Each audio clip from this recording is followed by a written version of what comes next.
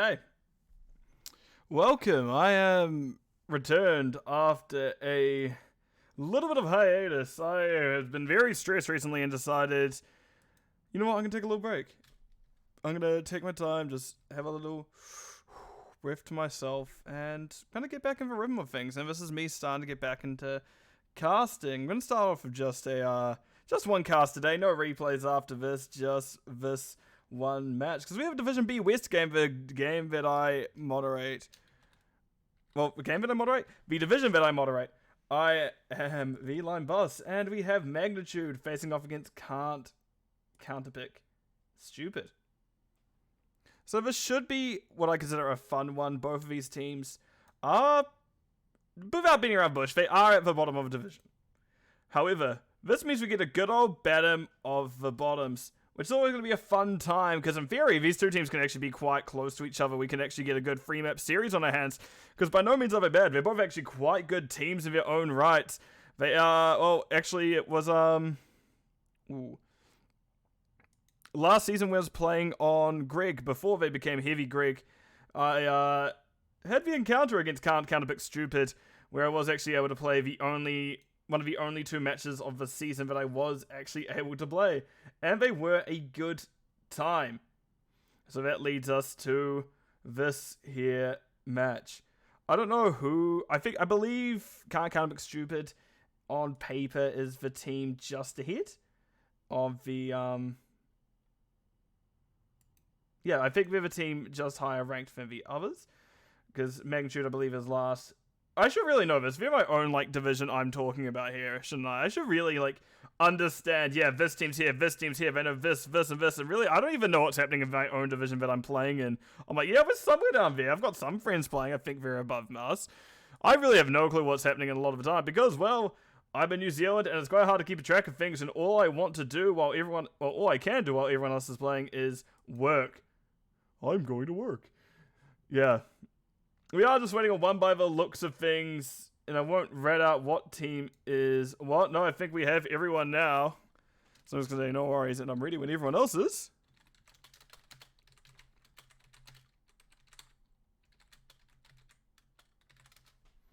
Yep, and it looks like we finally have all 10 members in the game, which...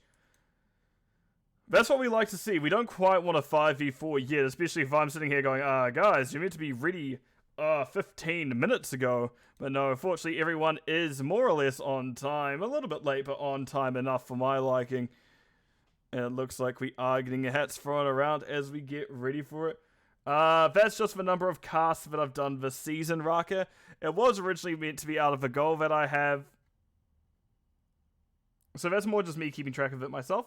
I was originally aiming for a much higher number than what I'm at.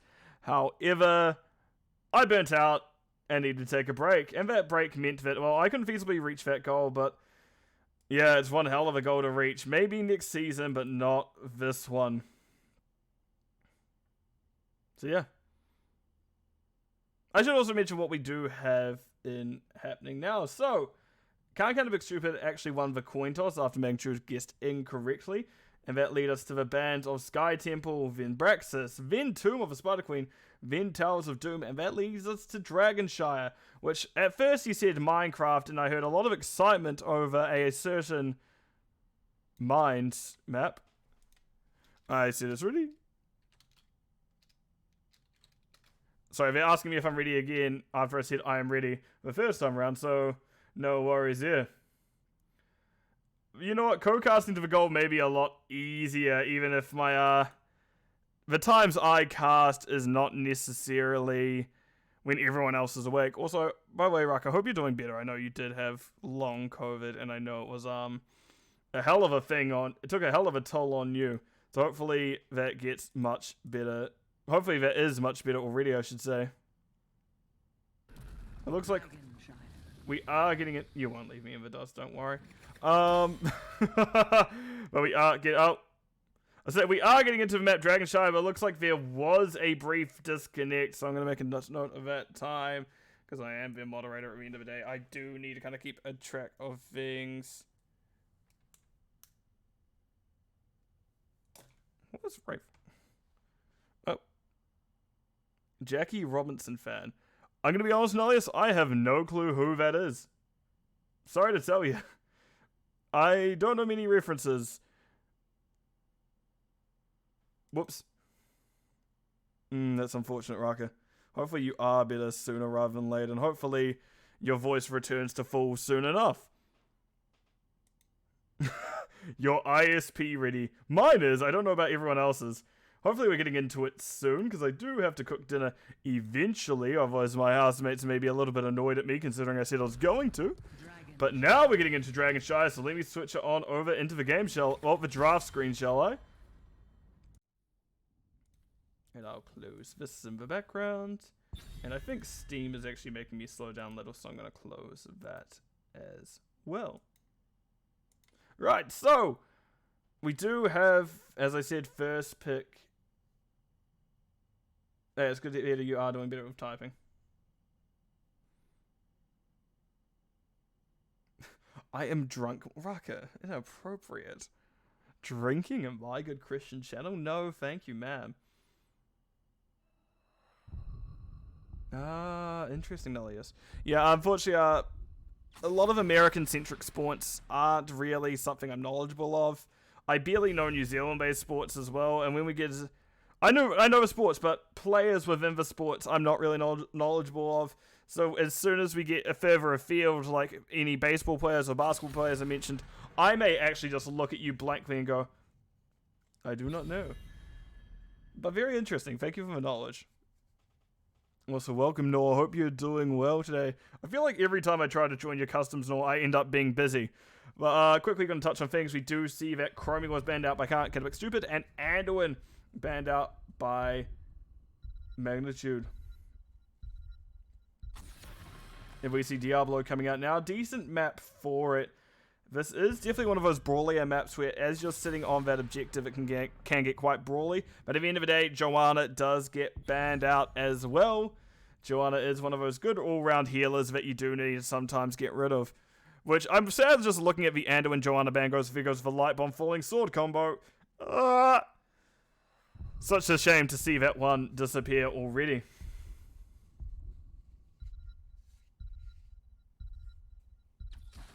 We see Sylvanas banned up first. I know Madafi does. Madafi? I know they do like this hero a lot. They do actually do very well on it. I'm surprised it's been let through on this map, because you can get a few cheeky little moments with Sylvanas where you can rip things open. We'll have to see how that goes, because it's not the biggest map by any means. If the team is onto it, you can be around quick enough. But we see Gazlo picked up. Not often you see him. And Alarak picked up by Sif. Ooh.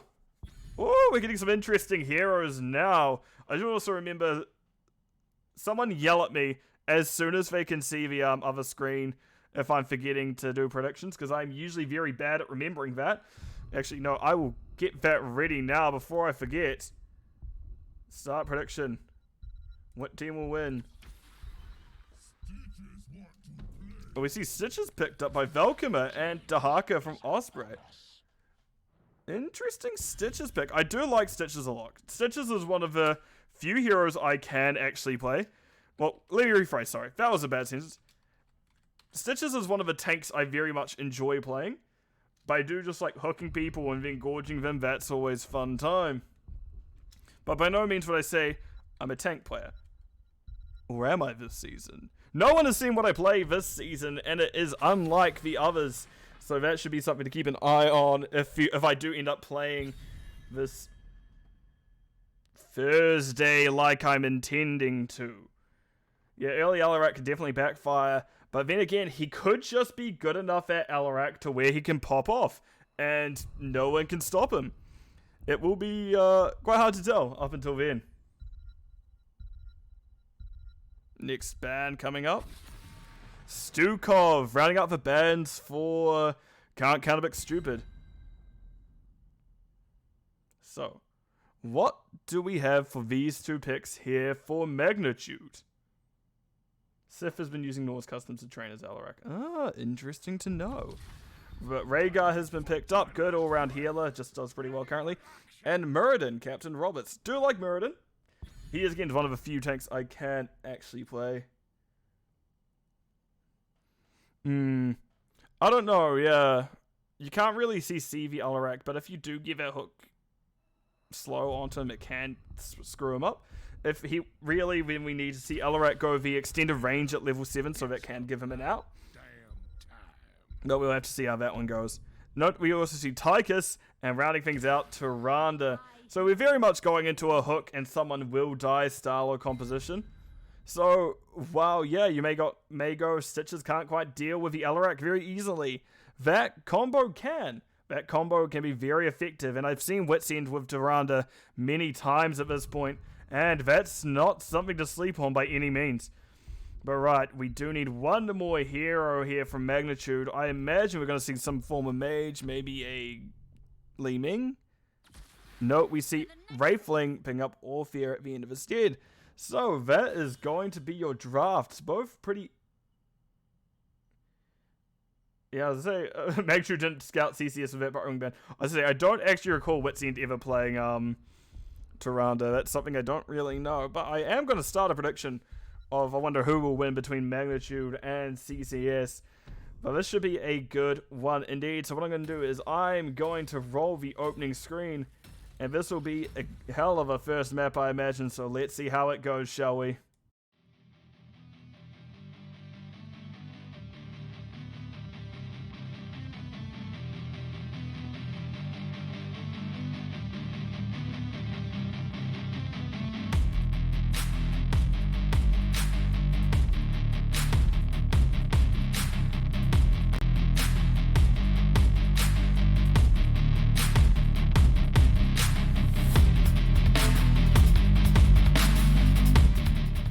I did it way too early once again. We are still on the loading screen for Dragonshire. Sometimes the 30 seconds that provides is plenty. Sometimes it is amazing for that, just like, yeah, you get 13 seconds, lo and behold, you're good. Sometimes you got another 10, 20 seconds to wait once that opening reel is done, and we can just sit here talking for a while. I could probably introduce the teams while we're here. But I like playing the memory game of what are things called in the game, because man, am I bad at remembering things. So, on the left-hand side of Magnitude, we have Captain Roberts on the Muradin, Manokin on the Gazlo Wraithling, Orpheus, Sif on the Alarak Punk, rounding things out on the Rhaegar. And on the other side, we do have Wits... We do have... There's a fucking bug in front of me. Sorry about swearing. We have Wits End on the Tyrande. Badafi is on Savannah's. King Andrew, Tychus, Valkymer, Stitches, and rounding things out, Osprey is on the Space Yoshi itself, Dahaka. And very interesting, we are not getting early cheese from the... Oh, nice turret placement from Manokin. Actually read the hook there, and Valkymer, who did have a pretty good line there, came up a little bit short. No fish caught that time around. And what I will do as well, after we get through this tussle, is I will open up the talents and you can have a look into them, because we see that Sif does use their pull, doesn't quite find anything. Valkymer will have hook back up again shortly. Ooh, nice grenade by King Andrew. It looks like we're going to have grenade build, because let's have a look at it now, shall we? Oh, Valkymer, what are you thinking? It's slowing everyone down, of course. But it is grenade build. Oh, Valkymer now in trouble, and this is the problem with Stitches. You are really just a big boy at the end of the day. You are a sack of meat full of health. And how healthy you are, well, that keeps you alive long enough to turn around, get the hook onto the Rhaegar, and finish them off. And actually, speaking of which, we don't actually really have any major stacking quests at level 1. Everything is kind of... Everyone's chosen the consistent talents. The only thing not consistent, of course, is Alarak's Sadism, which does start at 100. It looks like we were going into the Q build, which will not take any penalties for a little bit, and it doesn't require quite as much sadism as the other builds. But in the same vein of things, it does take a little bit longer for it to scale. And we already have objectives up. I do forget, this is the... Oh gosh, I've knocked my mouse. This is the one map where you do get objective happening a little earlier on. Punk does get chased out, but now we see a situation where top objective is already over to Magnitude. Can't count a bit stupid. Now having to make sure bottom isn't grabbed by Magnitude as well. We can see Madafi steps on early. Nice pull by Sif for silence onto Valkymer as well. Now I think about it. I actually don't have the Stitches in Alarak. Stitches what? Has 3 longish cooldowns for buttons. Ooh, nice hook onto Captain Roberts. Minigun dropping in the half. Nice damage from Sif there. Everyone is present on map, so Counterpick Stupid knows they have a little bit before they need to push on. King Andrew just using their overkill, forcing out Wraithling, but they step up a little bit ahead of Velkoma. Velkoma needing to wrap on down to make sure no one goes down. Witsy and King Andrew just backpedaling, and oh, grenade of an owl at the same time, finding the kill onto Muradin. Unfortunately, there is no jump to save Muradin there. We see Madafi is the one stepping onto the objective. Sif looking to step back up, decides maybe not the best idea, and backs out. As I was saying, I don't hate Stitches into Alarak more now I think about it. While yes, I do realize a lot of people go in the mindset of we need CC to stop Alarak from doing what he wants, we need CC to lock him down. Because Stitches is just a big boy with a lot of health and not many buttons to push very often, he's kind of ideal into Alarak in that situation because he can eat the combos, he can eat those Qs, he can survive them, and as we can see, he's still pretty healthy through this all. Sif is the one taking most damage here. Velkoma only just hitting half health now, but that bonus healing he receives from both his E as well as Wit's End, which Tyrande can be a little lighter on the healing numbers sometimes, is very helpful for him. And now we can see the Fortress of Solitude has been gathered, happened. 4 magnitude, they are just going to hold high. Also, we have level 7s going through, so I'm going to quickly open up talent so we can see what's happened. Because the things to note here, as we can see, Alarak has gone Q build, so 3 hits of that and he completes it. Yeah, 3 heroes of that and he completes it immediately. Of big note was we do have a Master Assassin Tychus, the only other quest that's up so far. But I imagine with Q build, we'll see Orphea going Dread at level 7. Nice stun coming out. Good insta-cleanse from Punk. That purge, very effective. And that is a excellent thing to get out of. And no, we actually get hindered momentum from... Wait, hindered motion? Hindered motion there from Alarak, which... If they get hook, it won't be quite as good for them. Captain Roberts very low. And King Andrew once again finding the grenade to finish things off, but there is no escape for them. Let's see, Orphea gets 2 stacks of that Dread talent. Madafi getting very aggressive into Sif. All the while, there is a Dragon Knight pushing mid, as we do see the dog itself, Rhaegar, in there. Oh, welcome it. Hi, you found the Dragon Knight. Good dodge of a fire. You managed to get the wall hits, but good dodge of a fire by you. And now we have a pretty healthy Dragon Knight now hitting bottom. Both of these lanes are getting opened up a little bit, which when you're playing into Stitches who can potentially go Gorge still, that is a good idea. Also, we do see that there was... Wait, no, I was looking at the wrong screen. That's on me. I was looking at the screen with the delay on, not the screen without the delay on. We see Dragon Knight is doing what it can. Front gate down now here. Hook coming out, not quite anything found. And Velkoma is going to go for a little bit of a ride. The Dragon Knight is teaching people how to fly. And Stitches apparently is the next target. Nice stun instantly out of the Dragon Knight, by the way. Very well timed by Wit's End. I'm actually going to have a look. How well is Wit's End doing? They're always a healer I like watching, because 7.3k healing is already a decent... Damage already did amount in 17k healing ahead of a Rhaegar so far. Yeah, I'll leave this up for now because we are about to hit 20s for this side of Counterpick Stupid, which I like to see them engage here. I don't know why.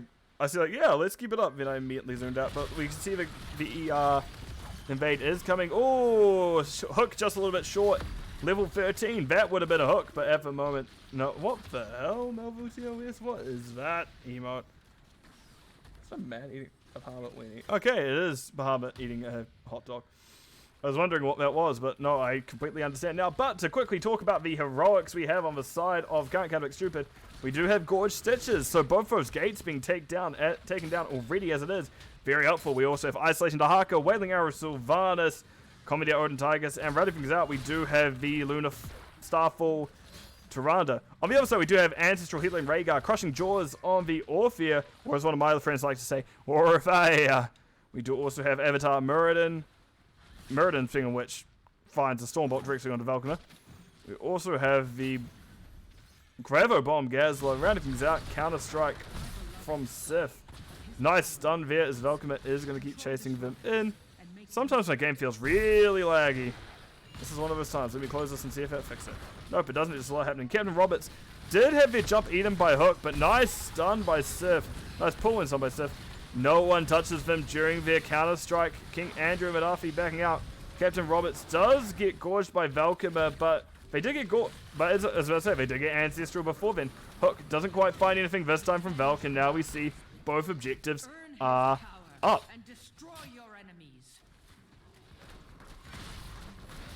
Hook falling, not Hook. Hammer falling just short. We see Rhaegar already making their way to objective. Dahaka needing to keep an eye on it now, make sure Rhaegar doesn't get it. Captain Roberts has gone in. We can see they're now turning their attention to King Andrew. Hook doesn't quite find anyone there. Valkymer stays on point and they're able to get it. And I turned away just as a kill happened. That is very unfortunate, but Muradin does indeed go down. And now we've got a little bit of breathing room here for the side of Can't Counterpick Stupid. They actually may even be able to push. Black arrows, I think, are up. Yes, they are. We can see that building has been turned off. Pull coming out from Sif, doing a decent amount of damage to Valkymer. But literally one button from Valkymer and it is healed up. Oh, that's not who you want to hit while they're doing that. Valk and Wits End. That is a Sif counter-striking. But all the while, Commander Odin has been hitting the building. It's not quite down yet is the unfortunate thing. But it is the side of Can't Counterpick Stupid having to back up. They can't afford to stay too much longer. Muradin is coming back now, and you didn't want to sell out under their fort. Right, Valkymer backing up as well. Oh, Hook fighting Sif. No Gorge available. Well, Gorge was available, just it didn't find Sif in time. Sif was very quick on that, pull themselves out of range. And now we can see objective is available for Magnitude. No one has yet gone up there, but no, it looks like the Haka has managed to get the objective top. Captain Roberts jumps all the way over Muradin's head, not over Muradin's head, over Valkymer's head. Nice pull, Valkymer dodging what they can. And the Lunar Flare directs Starfall directly on top of everyone, helping out Valk a lot. We're seeing getting a decent amount of healing there, and we can see Astral Healing. Ancestral Healing has been popped out. There's the Gorge, there's the stun, there's the stun, there's some damage, there's the drop. And that is Sif taking a lot in the meantime, but Valkymer also, as I said, the big bag of health, that is the meatball of stitches, takes a lot there. Nice Wailing Arrow hitting free, and we can see Osprey is down here now. They now need to make this a pretty quick fight. Madafi goes in the backline. We already have two traded out now. Alarak and the Muradin going down. That is excellent kills there for the team. And that is exactly what you needed if you can't Counterpick Stupid. You reset the sadism of Alarak, who was indeed getting up there. They were Rider share, and they're hitting a decent amount of those. So that is sadism back to 100. Very unfortunate for them. Other things to note here, we do see Gaslow is going into that full bomb build, combo build, spell damage. Because you can see the turrets they picked up at 13 also give extra spell power. So 5% extra per turret down. That, while it doesn't seem too much at the beginning, when you get in teamfight, we have 3-4 of those down. That's only 20%. And that Gravel Bomb and those bombs in general are chunking people. We can see Wits End is immediately on the turn-in. The objective will be going over them. It looks like the Gaslow of Manukin was getting in position to... What's what I'm looking for? To get a damage out, but no, it won't be quite finding him this time. Oh, flame coming out from Dragon Knight. Valkymer backing up King Andrew as well. See that Dragon Knight is doing what they can in the backline. But keep in mind, there's no healing. In the meantime, we heard the Ancestral Healing Rhaegar, and things are just a little bit split, so I'm just going to go, because Rhaegar's just chilling on... Okay, I saw that spray. Right, grab bonkers out. We see the Crushing Jaws after that, and that is Madafi going down. Sylvanas wasn't allowed to live there. Now Valkymer and Wits End is in trouble. Nice jump from Muradin. It looks like it is heavy impact, because that is a very large slow, 80% in fact. And that is now 3 kills for the side of Magnitude this fight. So, while there has been some pretty good momentum picked up, I can't Counterpick Stupid in their kills. That was a very good fight off the back of the objective there for Magnitude. I'd like to see them grab a bot camp, which it looks like they are going to do so. And then pushing bottom with it, really even out this lane. Make sure you guys aren't going to have all that passive pressure on it constantly. I also know on the other side of things, we do have Valkymer starting their own Bruiser camp. Meanwhile, Osprey is prepping the lane for it and looking to see to push here. Yep, objective campers hitting that fort now. We do see Madafi considering helping Valkyma, but instead goes, you know what, Val, you've got it. You're fine. You're good, man. Let's go bottom, grab that camp, get rid of it, and nothing to worry about. Meanwhile, obviously, Osprey is rotating down. Does see that at least 3 of the 4 members are present in the mid lane. Oh, Punk runs straight through Osprey. Osprey does back on out and will be fine. Oh, no he won't. He's getting hit with a hammer. Nice, slow by Valk. Good. Hook. No Gorge. Clever there. Well, smart there, I should say. Muradin's one of those ones who can escape easily, so it's not the best one to do. But it can at least put the fear of God in him, which I am very much a fan of, making people fear for their lives when it comes to playing this game. Is that because I'm a bad person? Yeah, maybe. But no, I don't think I am a bad person at the end of it all. Oh, there is the Gorge onto him this time. You do see him backing on out. Hook. Oh my god, jump was eaten. I'm thinking Andrew managed to put down the stun, the grenade at the right time. We can see that they nearly got out. Magnitude nearly got their tank out with all that healing on them with the Avatar. But no, it wasn't enough. And now we can see Alarak going down. That's yet another reset on sadism. Punk runs upwards, Wraithling down.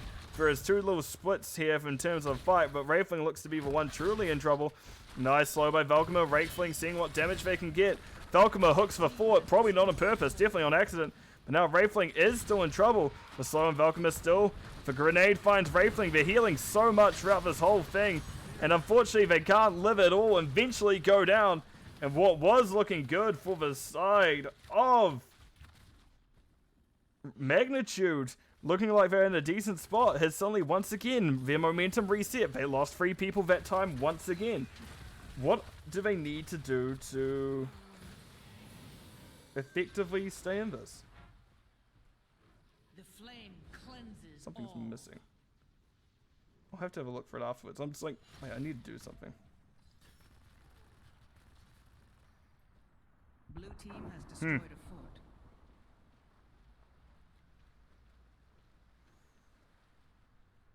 Right, I need to look into it after this. But anyway, Dragonite is up. Sorry, I just got a little bit distracted. You see Dragonite does go to kick Alarak and is just getting chased down. But Effie, we're going, maybe I shouldn't be here, Sylvanas. While it does have some good escapes, if the team is positioned correctly, she can't escape every direction. Like, she only has 1, maybe 2 abilities she can use to get out, depending on it. Oh, it looks like she has a good few buttons to escape. She has double Haunting Wave as well as the Will of a Forsaken to get out. Nice kick onto Sif, and we can see that all the while there's this 2v... No, stop Punk from backing, yeah. Because while that's happening, we can see there's the 2 Siege Giants and the Catapult Minion pushing bottom as well. And I'm also going to quickly talk about Storm talents, even though we are during this objective phase.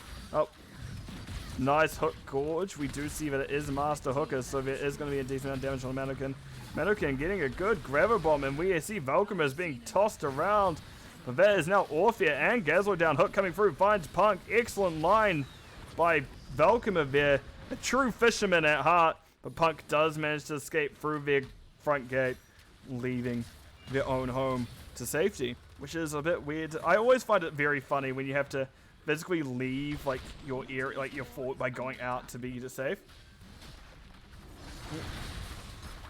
Punk does take a lot of damage actually in this process. We can see that Madafi doesn't consider keep going in. Instead, they use Bolt of the Storm to get out. Do eat a lot of damage thanks to that counter strike, but they're going to be fine. Speaking of Bolt of the Storm, we do also see that Dahaka went Essence Claws at level 20. Not often you see it. Nice hook onto Sif. Every time I go to talk about talents, Valkyma hits yet another hook. Unfortunately, there's nothing found that time. Also, we do see Big Red Button Tiger, so the extended timer of the Comedy Odin, as well as just that big nuke that gets dropped. Ah, but once you stop yawning, the other thing to note is Ice Blade arrows on the Tyrande. Apparently I'm very tired. Sorry about this, guys. I was a bit tired before coming into this, so excuse me if I yawn. It's not because of a team's play. I love a good Stitches game. I love seeing a good Alarak. But this is definitely something that they're going to have an uphill battle for, and I believe in them wholeheartedly. I realize I need to sit up more and more every time, and like maybe lower my mic a little bit.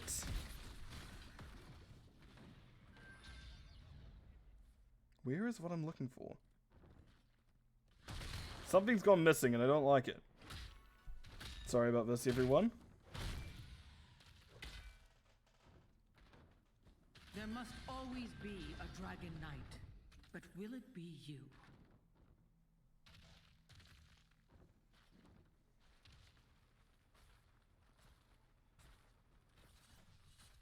Did I accidentally delete something? Sorry about this. Anyway, sorry, back to it. There's a team fight going on and I'm not looking. Anyway, we do see there's an excellent silence coming out, but we see Valkymer does get gorgeous. We have miniature black hole finding 2 stuns and a decent cooldown reduction. We do now have Osprey in the middle of things. Stitches went down first, but Punk is next to go. Healer for tank, well, it can be ideal unless it is Punk. Oh, Captain Roberts going down as well, and that's the tank and the healer down now. And now we can potentially get an end call here from the side of not Magnitude, but I can't Counterpick Stupid. They are going to be starting to walk things down. We can see there is that passive pressure coming through. Dahaka burrowed top, so they're not committing to the end. They are just going to play it safe, get the objective, and potentially see what they can do with that. Because we see Dahaka having to clear top. And now we can see that Tychus has gone bottom. And is it really going to be Madafi in there? That doesn't quite make sense. You'd probably want Tychus if anyone. Because now you're going to be pushing him without a front line, and that thing makes things much scarier. Of course, you can still push pretty well with that as your front line, especially because it's a little bit lighter on building Siege that Dahaka build. If you do want it, you go like Tongue at level 7 because it does cooldown reduction, and technically Weaving and Tongue does a lot of siege damage. But no, we do get that. Also have a 20 we're going to talk about as fast as blessing on the Rhaegar, crushing jaws. No, that's not what it's called. Engulfing Oblivion on Orthia. Oh, there's a hook onto Wraithling. Wraithling take a lot of damage, does drop that Engulfing Oblivion as we just talked about, and goes down. I think so. Gazlo does have their miniature black hole up. We do also see that Mirrodin went that Hardened Shield, and last thing is Last Laugh by Alarak. Also Captain Roberts kicked into their own keep. There's a miniature black hole.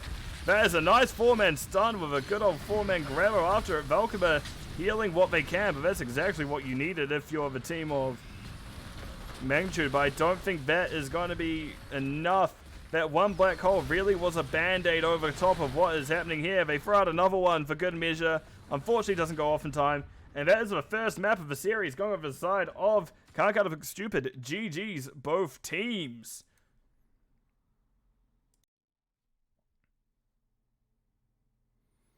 Right, let's see, have a look at the stats here. So, in terms of stats, we do see Orthia did an X amount of damage, 72k compared to 62k of Sylvanas, definitely leading away. And as always, when I do like watching these matches, wits end at that 15, well, essentially, for all intents and purposes, 59k hero damage themselves. On the Tyrande, with 75k healing, just beating out Rhaegar on the 72. And that's why every time I see this team, they seem to do very well when the Tyrande is on the field, but when not, it does struggle a little. So I imagine we may not see Tyrande every time this time, but definitely happy that we got at least one in. In terms of Siege, we do see Dahaka ahead in terms of Siege, and so compared to Gazlo, however, is not as known for their speedy clears. Dahaka is. They do have their shadow stuff magic thingy majig. Yeah, I don't know where I'm going with that sentence. And we do see that Dark Swarm, that's what it's called. Oh, I'll have to look later. That we do see things. Yes, talents. We're going talents. That's what we're doing. So, in terms of talents, we do see everything here kind of makes sense. Interesting that we're seeing Vilecleave and Petrification more and more. I've just seen what the next map is. We do see these talents more and more together. I do like them. Dahaka went actually a W-centric build, which is not as popular as other builds recently, but can still do very well. And interesting enough, we did see Alarak did go that kind of full Q build with hindered motion. It did pretty well all in all, but unfortunately kind of fell off as they weren't able to keep their sadism. But right, that's going to be it for that map. I'm going to throw it over to my map view screen.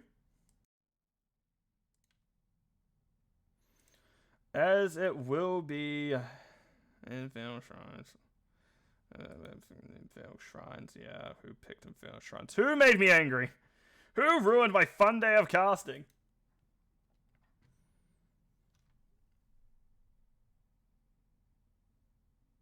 How dare you, Magnitude? I have faith in you. I had faith in you, Magnitude, that it was going to be something fun, but no.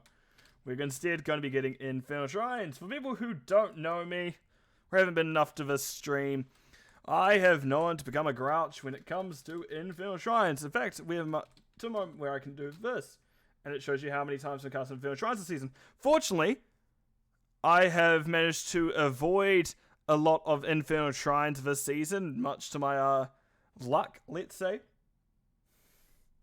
A lot of my luck does make me manage to dodge this. Someone whispered me partway through that game, apparently, but I do have whispers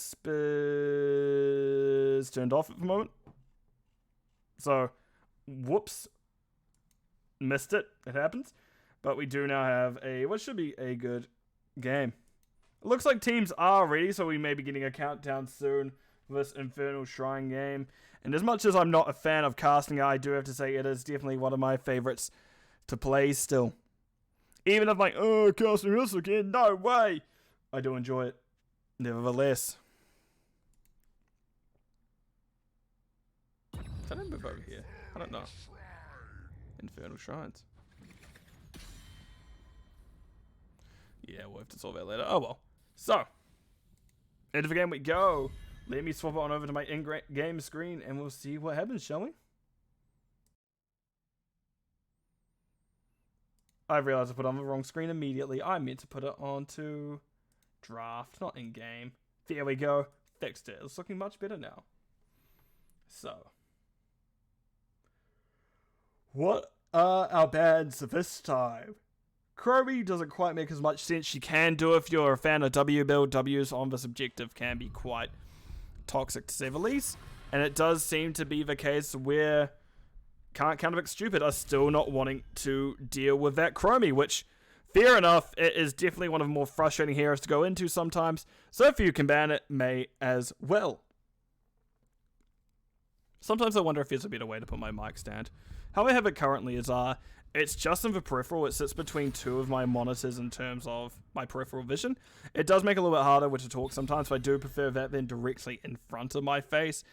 But I can still talk directly into it if needed, which lets me get into a more ASMR style vibe. But I realize not everyone is here for ASMR.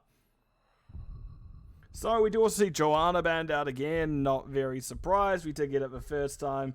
We may see Anduin once again, but I do imagine we're going to see something else instead. But we do see Orphea banned this time. They're actually going to respect ban the Wraithling Orphea. So, what's coming next as I yawn? Because I'm really tired.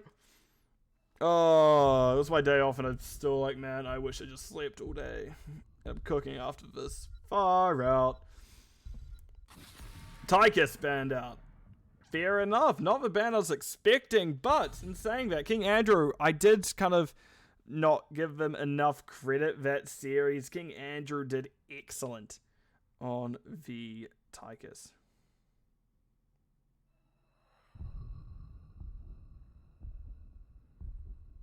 So what are we going to see first picked becomes my question.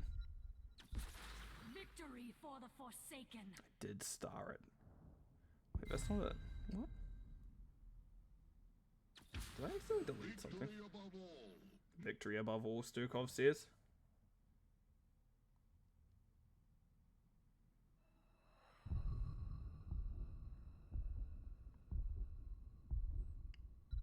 The countdown continues. Whoops. I accidentally deleted it, but figured it out. Found my mistake. Anytime you're ready, as we do have Raynor and Stukov picked. Both pretty good starting points. I will fight to my last breath. We hear Stukov is ready. No, it's not Stukov. Rhaegar's ready to fight to her last breath. So Wits End not using that Tyrande this time. See if we're going with something a little bit more consistent of Rhaegar. We can see what next. Maybe we get a Nubarak? No, instead we get Greymane from King Andrew. So tank and offlane still needed for the side of...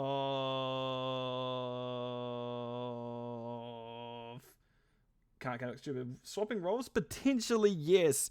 Mannequin wasn't playing healer before. They were in that offlane on Gazlo. And Punk was a healer, I believe. But, of course, there is role swaps at the end of things. So that can also come into play. And we can see that Anubarak's been banned out, which I expected Velcomer to pick that round. So why are they not wanting to deal with him is a very good question. And this isn't as good a Stitches map as the last one, because you're fighting around a lot of small creatures. But there are some good tanks available. We do have things such as Garrosh. We do have things such as ETC, which speaking of which, we may see a ban there on it. Nope, instead we see Hogger banned out, which, fair enough. It is a frustrating hero to play into, especially if they can get the infinite spin with a minus spell power on this objective. It does a hell of a number on anyone who it hits. Speaking of Garrosh, we see Wraithling on Garrosh this time, so that Orphea now tank, and we see Kalthus has been picked up by Punk. So a lot of wholesale role swaps coming out here from Magnitude. They may do more at the end, or they may stick with this. Actually a bit hard to tell until we commit to the actual screen of the draft itself, or the game itself. We can see Velcomer picks up Arthas, definitely an interesting one, not often seen, and even less so it's successful. And we can see Osprey picks up Lunara to round things out, which I imagine meaning we're going to be getting Lunara in the off lane. This is a bold play from Counterpick Stupid. Man, I keep yawning. I'm so sorry, guys, for all this yawning I'm having. I'm actually finding serious interest in just... I'm so tired, so tired. This is my day off this week, and I'm spending it here. Had a game, and now I have a cast. So countdown happening. We did see Gazlo coming in the end to round everything out. There hasn't been any swaps yet for the side of Magnitude, so we may be sticking with this unless they're leaving it very last minute. It appears that they'll be sticking with what they have. So, the countdown is happening. What I'm going to do is run the opening reel, and let's see how this goes, shall we?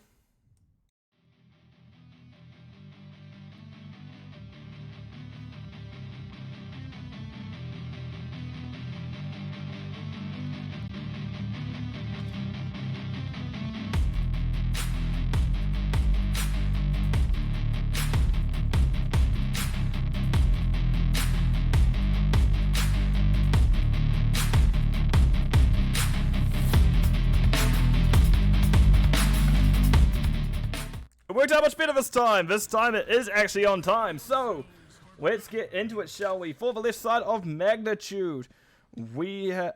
Oh, Drev? Don't know what that means. Well, on the side of Magnitude, we do have Captain Roberts on the Gazlo, Wraithling on Garrosh this time, Sif on the Raynor, Mannequin on the Stukov, and Punk rounding things out with that Kalthus. And on the right-hand side...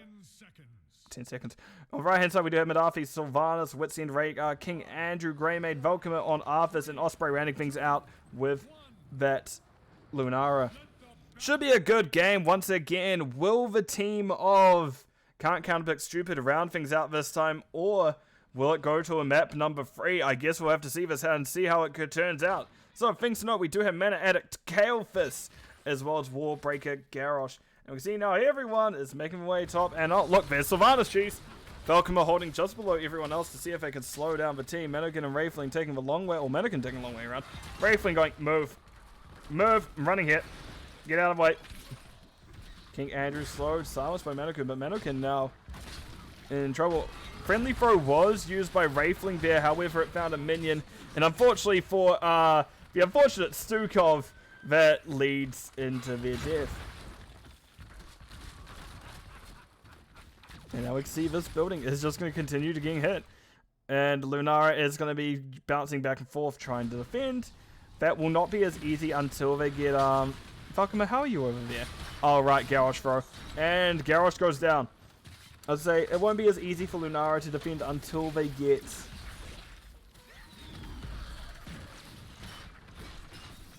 something culling. Culling toxin. Silver does what Silver does best. Absolutely, Melville. Jeez. Also, I would say, I hope everyone in chat is doing well today. I know it may be a Tuesday, like, oh, there's still 3 days of a week left. But you are at least past the worst 2 days of a week. You guys can get there in the end, can't you? But yep, we can see Osprey is cleaning things up. They are going to be doing their best. Sif taking a lot in the process. King Andrew, I just saw him barreling towards Sif just to change his mind at the last moment. Right, it looks like Siege Camp will be picked up by Counterpick Stupid, doing their own one. Bottom one being picked up by Magnitude, and they already have captured their own Siege Camp. Actually, about a minute ago now, that is actually... like 30 seconds ago. Alright, level 4s are through. I'm going to open up talents once again. And yes, we do see Nature's culling there. So we are going to have the easier siege from Lunara. She's going to clear waves easier. So we may even see Splintered Spear coming up later. So a little bit less burst if we do see that. But it is a lot easier on the wave clear. And actually can deal with Gaslow quite well. We see King Andrew mid-RF bottom. Valkymer is holding in that bush, just warding. Interesting to see block on them, but we do also see Frozen Waste, so a very standard. This is a hero that struggles a little bit more on mana. I'm going to make sure they can indeed get there when it comes to the mana itself. I forgot to start predictions, it realizes.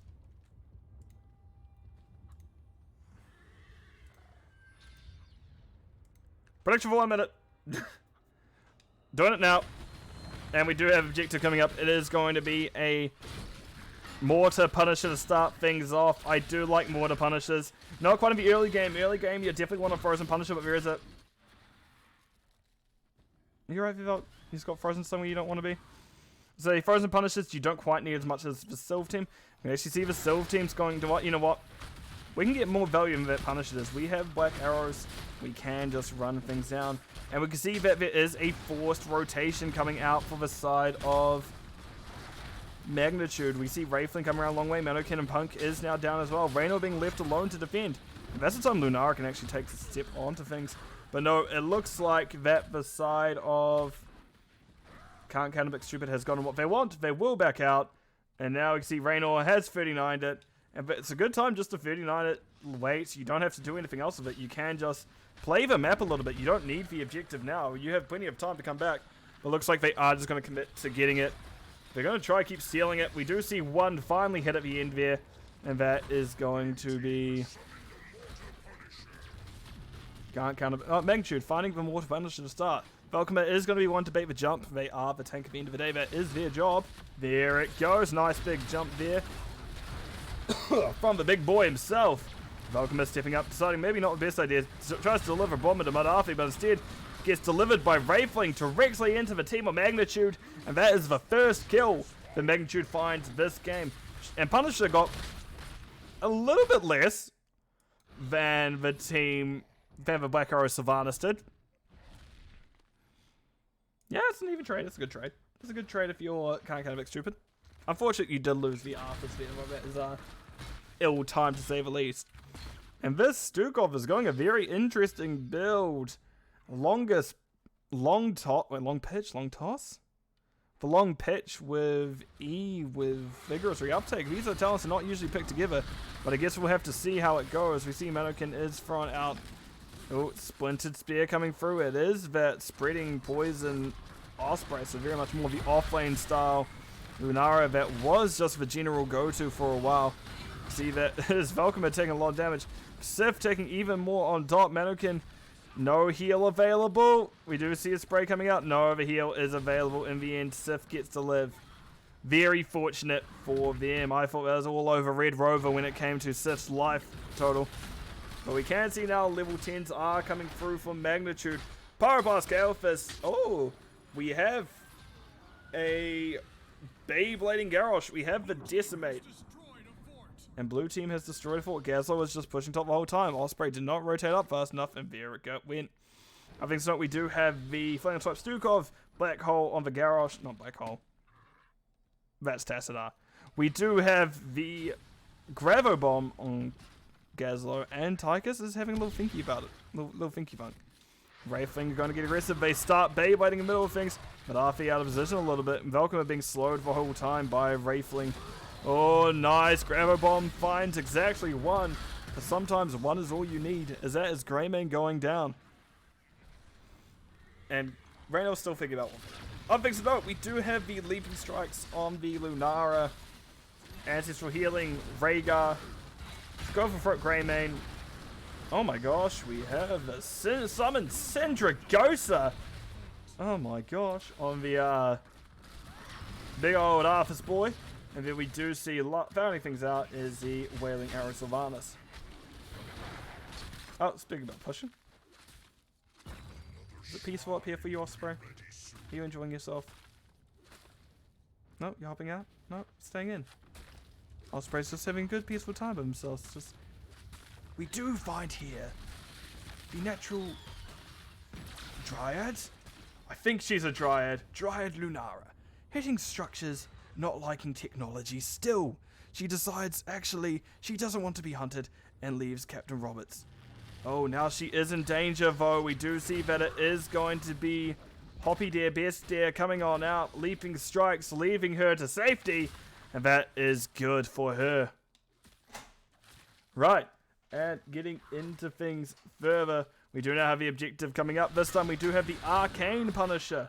I do think Magnitude does have a good start for this, but once again we have a Sylvanas team just pushing elsewhere. Like, you know what? Let's just do it over here. Leave, but it is going to be a much faster rotation from Magnitude this time.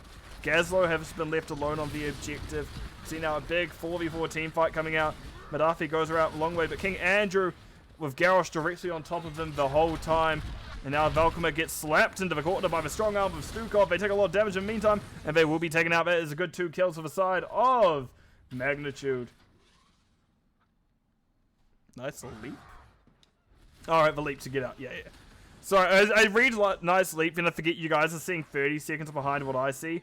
So I struggle a little bit sometimes going, what do you mean, nice leap? There was no leap over here. There's a bunch of slaps. There was a bunch of everything else. But no, the leap was up here, of course. And now we can see that Osprey and Madafi are pushing bottom. But this is not necessarily a good trade for these two heroes. Also, they can see Punk is doing camp alone if they so choose to rotate up onto them. Too late vote. Punk did get that. And Osprey and Madafi need to finish this off very soon as well. They're getting rotated on. And... Clement Hots, thank you for raiding. I hope you're doing well today. Hope the stream went well for you as well. Welcome in, people. But right, we do see Madafi is running down. Manukin did go for this. I think they must have been root by the looks of how they tried to do things. They are indeed violent reaction. They did try to get the kill onto them, but no, Calamity Scott. Thank you for joining, everyone. Yeah. But we do see now Velcoma does barely not get jumped on. We see King Andrew rolling through. Sif and Captain Roberts being peppered down by Osprey. That is Syndragosa coming through, slowing both the Raynor and the Gazlo. Raynor is going to be the one targeted by the Leaping Strike there. Captain Roberts, 6-1 on the line, will be going down as well. And that is a kill onto them. And also, sorry everyone, my knowledge of other languages isn't great. So if I don't understand you, I do greatly apologize. But yes, how did the Calamity Cup go? I did know that it was happening. Albeit, it's not something that I really had time to tune into today. I did look into it every now and again. Right, we do have the teams rotating down. Wraithling is looking to get aggressive here. Manukin stays in a little bit too long, does get rooted by the Arthas. But no, Garrosh does throw them out to safety. That is going to be the objective. Not quite taken yet. Good Wailing Arrow by Sylvanas. It is Wraithling taking a lot of damage, but we do have him spinning in the middle of things. This is going to be getting very low. They do go down. King Andrew rolls out. Gravo Bomb coming out. Does find both Arthas and Wits in there. Witsien goes down. Madafi is going to have to back out. Sylvanas can't quite run this. Level 16 advantage did come through. They were in a dangerous spot. And that is them going down to the end. Nice few kills there. 3 kills there for the side of Magnitude. And they're immediately going, let's have a look at this building. Sure, we may not have our Garrosh, but we can at least get a decent amount of damage onto the keep and actually open up the core, open up that win condition top. We do sure have a middle objective up next, which will be a Frozen Punisher. That is the one we have not seen yet, but that is still going to be a win condition open for Magnitude. And to everyone watching, this is a Nexus Gaming Series cast. This is Division B East, so roughly middle, I'd say in all, because, yeah, I'd say middle. Also, Hyperion just dropped. Yes, I see. Right, so yes, as I was saying, we do have Division B West Series. So roughly middle of the pack of everything. We do see Gravo Bomb being dropped almost in panic by Captain Roberts. That is maybe a misplay there, because I imagine we're going to see the objective being called relatively soon. The team of Magnitude did try make it to them in time, and thank you for following PJ Red. Hope you're doing well this evening. And also, thank you for following Super Kakaroto. Right, so we are going to have things set up soon. Shrine is activating. Ready in 10, 20 seconds or so. It is going to be a nice root there. Double root from Stukov. Not bad. Wraithling doesn't quite get the throw to Velkham. Throw does come out a little bit later, and they will be chasing them down. Nice double root from Velkham themselves. Went for the summon Sindragosa, but it was cancelled with that knockback. A nice free-man wailing arrow from Madafi. However, no one was quite low enough for it to be effective there. And I, again, don't know what things mean in other languages. I do kind of ask if you could keep it in English, that would be appreciated, because unfortunately I can't speak either Spanish, Portuguese, anything like that. Is a little bit out of my knowledge gap. Sorry, everyone. Nice root coming out from Velkham. Manukin is now in trouble. Osprey does get hit with this slow from Stukov, but long pitch finding good purchase quite frequently. Wraithling stepping up. And the one thing to note about Garrosh, they cannot throw the Shrine minions. So Garrosh is able to walk up here and just kind of be ready to throw anyone at a moment's notice. We do see him spinning. And the side of Can't Counterpick Stupid has been muscled out. They can't quite keep in for too long. Thank you for following Leo Hercules as well. There comes the Sindragosa. Wraithling does throw Velkham into the rest of the team with that Chaos Fist bomb on them. We do see that it is Gravbomb coming out. Gravbomb did not find anything. Throw on Velkham. Does throw him next to Sylvanas, but Sylvanas gets to live. That living bomb, however, means they won't for much longer. But we do see a trade for tank for DPS. There goes the other tank as well. Frozen Punisher coming through. We do see now it's Wit's End going down. Once again, we have a free kills for just the tank. Sif is halving? I don't know if that's a good choice. I think you want your Raynor with you. I think you can potentially end at this point. And thank you for following 69 eyes. We do now see that it is the Frozen Punisher pushing onto the gate, and we'll be opening things up.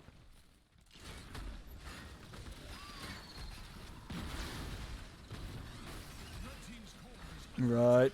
Red Team's Call will be under attack shortly. We can see the Frozen Punisher does take out that building now. And we do have a core being jumped. No, it will be Osprey being jumped first. Lunara can't quite dodge a big immortal. No, not an immortal. We can see that Osprey couldn't quite dodge the Punisher this time. Core is dropping 77% now, dropping slowly but surely. That is the jump coming on out. There comes the flaming fight. We do see King Andrew backing on up. There is going to be them going down. We can see now the core is dropping. And there's not really much to defend here for the side. Can't look stupid. They do actually find Gazlo. They are fighting Sif. That's actually 3 kills now. And it may have done what we call a good old cast a curse, because Punk is now dead. That's 4 kills. And I think that is a little bit of a throw. I think Raynor should not have lit back there. That was an excellent defense coming out from the side of Can't Counterpick Stupid. Magnitude maybe kicking themselves in that regard. And it is just, for once, Garrosh left alive. So for what, usually Garrosh is the only one dead. This time Garrosh is the only one live. So they are doing well at tossing things up a little. You can see that it is Summon Sindragosa coming on out. And that is going to be the building starting to be picked apart. They have a good 30 seconds for things to actually take the core down. Gazlo up in 20 now. They are going to have to do what they can. Lunara is going to be latest. Wraithling is going to be running stall tactics. They do have that deadly calm. Minus 40 damage is actually a lot of damage to be down. You can see Lunara Osprey jumping on over. We see Wraithling does get a quick heal up. That is 60% dropping quickly. It looks like that it may be it. Wraithling's doing their best to stall things out. Gazlo, you need to just drop the Gravel Bomb, mate. But no, that is the game and the series going over to Can't Counterpick Stupid in a 2-0 fashion. That is unfortunate that I did cast him as such, but sometimes that is how the cookie crumbles. What a comeback for the side of... Oh gosh, yep, all the alerts will come through now. I've made a mistake. What a comeback for the side of... Can't kind of be stupid. That was definitely looking difficult throughout a lot of that game. Oh, yep, it's just going to keep dinging now. I have done it. I have accidentally gone back here. So, let's have a look at things in terms of healings. Wits End did amazing. Stukov did try their best, but didn't quite get there in time. Other than that, we do see that it is Kalfist with 30k to hero damage. Sylvanas had the 27k of their own. Madafi, as I said, while they weren't really the focus that time, there's definitely what you were looking for when you came here. All my alerts are coming through twice again. I still need to fix that. Oh, it's got to keep repeating. I need to fix your stream elements.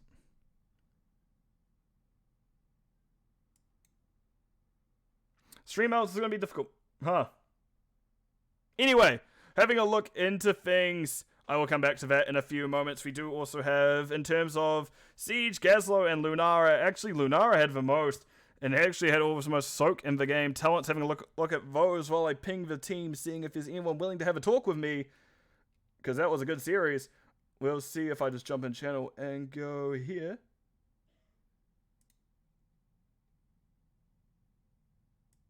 And let's have a look if anyone's willing to join me for an interview, shall we? At Counterpick Stupids. Will you be willing to join me for an interview, please? And hopefully we'll see some soon, but I will continue talking about talents until I see someone with me. So, in interest of keeping this brief, we do also have Deadly Calm or Garrosh. I do like seeing that talent. Not often you do see it. Often you see Taunt. And even if you do see the Decimate, you often see Titanic Might at level 20. That's over double throw. And it looks like we'll have King Andrew joining me. How are you feeling after all that, King Andrew? I love winning, so, good. I'm going to be honest, I also love winning, so that is at least a fair enough statement. And I need to turn you up, but there we go. What a way to finish, am I right? Yeah. Absolutely. I'd rather, have their core at 0% than ours, so. Yeah, definitely tends to be end there. So, map number 1. We did have the Dragon Shive. That map you guys looked pretty comfortable on. Were you expecting such an early pick Alarak? Yeah, we did have some idea of that. We, did a thing where we checked the person's profile, and I don't remember the exact level, but it was pretty high. I think we just had other heroes we wanted to ban. Yeah, it did seem as such. And of course, those bans did eventually change to Orphea in that second game. So was Orphea something like, let's not deal with that again? Yeah, it wasn't just the Orphea, but I guess that was the piece we decided to take out of the equation. Although we won game 1, when their combo was working, it was pretty scary between Alarak, the Gravel Bomb, the Crushing Jaws. It was pretty scary. I see. So just kind of going back over that map number 1 a little bit more. I was trepidatious about the... I immediately forgot the character's name. Stitches going into it. Stitches is seeing one of those, you'll either hit your hooks, or sometimes you just struggle. And it did seem like that early game was a bit of a struggle. You guys did have to give over a couple of early Dragon Knights. Was it just like, look, we know 13 is where he starts really picking up, hold off till then? Or what was kind of going through your minds until that point? I mean, one thing Valk does, I don't know, I might be giving away the trade secrets, but he's literally always trying to get a kill within, 10 seconds of both teams getting out of the gate on Dragonshire.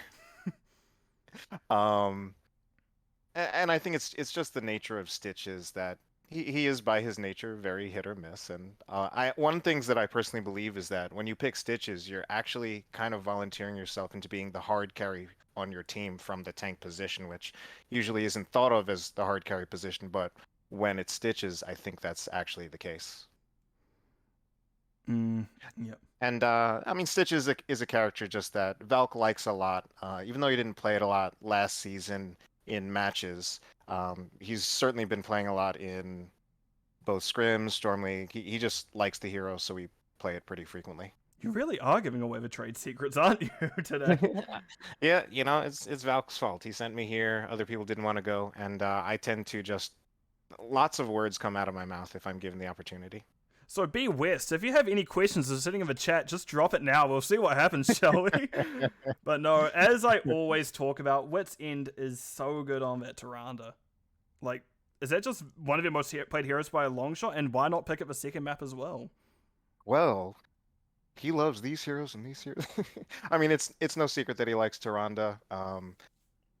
I don't know if you saw, but the damage numbers that he had on that map were actually pretty insane. It was 59,000. like I think I had 50 on the first map. Yeah.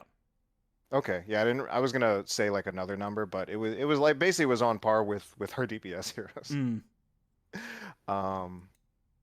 For the second map, Rhaegar you had. yeah, we had Rhaegar. I think I'm not actually sure why we specifically switched from Rhaegar to over Tyrande for the second map, but that's just what it ended up being. And it did But work out because that map. Those are basically his favorite heroes. But that map did seem a little bit more difficult for you guys. Any reason as to why? Was it just because you were really needing that Tychus pick or anything like that to come through? Or was it just you weren't quite sure something wasn't clicking that time? I don't think the Tychus pick really had that much to do with it. I actually think if I tried to play Tychus there, I think I would have struggled really, really badly. I mean, my gray main play wasn't great there, but I think just with the way the drafts worked out, that Tychus would not have been a very good pick there. We had an Arthas. Arthas needs to walk at the other team, whereas game one we had a Stitches. A Stitches pulls the team to you, and that's good for Tychus. So Tychus kind of works well when the tank can pull enemies to him, so he doesn't work out. Especially, and this also goes into what I think we struggled a little bit. Before 10, we did not have Syndragosa, so yeah, it was very difficult. Is Yeah. really your engaged tool when it came to Yeah. quite a few of those fights because that So- slow is a decent amount. We didn't have that, and I think there were times when we kind of didn't respect the fact that we didn't have Syndragosa, so we just saw someone like, oh, let's go on that person. But we're an Arthas comp without Syndragosa yet, so it didn't really work out that well, and sometimes it ended up just getting turned on us. And there are also times when we just overstayed and died. I don't know if I've seen Velkoma play Arthas, at least in a while. Is there any necessary reason as to why it was the Arthas over anything like the Anubarak, which I have had the displeasure, to say the least, of playing into before, where it was quite hard to go into that Anubarak. So I was gonna say Arthas. Valk loves Arthas, and it just doesn't get played that often because I'm gonna say it. Arthas is a crappy hero. I said the same thing. Don't worry. But he loves the hero, and I think he really just wanted to play it. And as long as we're gonna play it, part of our idea there was we get Syndragosa, and then with our 3 auto attackers, we kind of just try to run them down. Definitely did not work out in practice as well as we wanted it to, but it was good enough to bring out the win. Yeah, and speaking about that win, I will finally full circle all the way back to the end of that game, as I started the questioning with. When 4 or 5 of them were on that core, just starting to whittle it down, were you guys going, do we actually survive this, or was it just a pure panic going, scream, run at them, pray?